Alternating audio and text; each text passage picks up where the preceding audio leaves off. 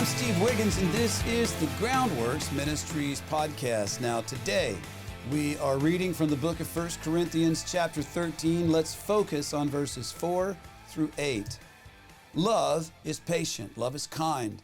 Love does not envy, is not boastful, is not conceited, does not act improperly, is not selfish, is not provoked, does not keep a record of wrongs, finds no joy in unrighteousness, but rejoices in the truth, bears all things, believes all things, hopes all things, endures all things. Love never ends. Whenever my wife and I lead music, we usually sing a song that I wrote called Two Sets of Joneses, right? Joneses, as we call it, is a song about two young married couples on their starting line of their marriages.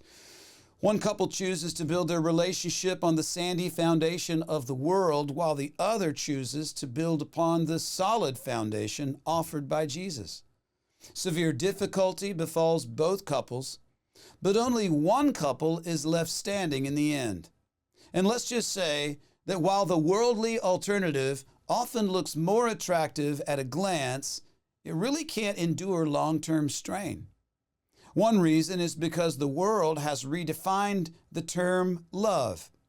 You see, in our culture, we use the word love in many different contexts. We say that we love our moms, but we also love apple pie. We heart poodles and unicorns on social media. We put a little heart there. I love that. And yet we also love Jesus. So the question is really, what is love?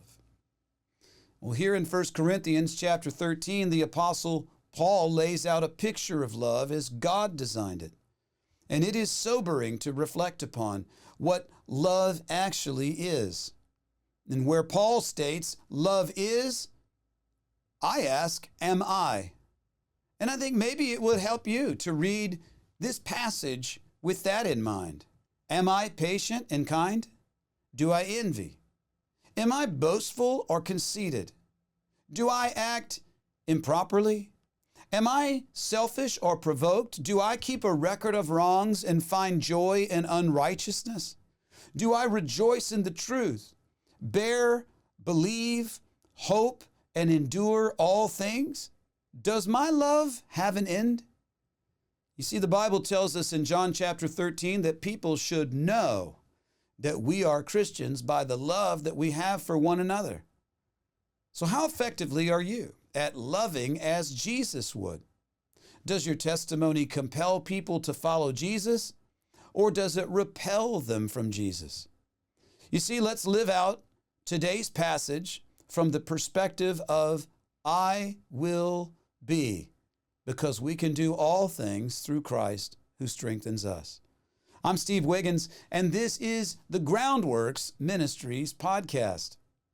Now, Groundworks Ministries operates entirely through financial donations from faithful people like you. And yes, we need your monthly support. Donating is secure and it's easy at our website, groundworksministries.com. You know another way to help? Tell people about Groundworks Ministries. You can share these podcasts with friends and family and on your social media. And of course, you can always direct folks to our website, groundworksministries.com.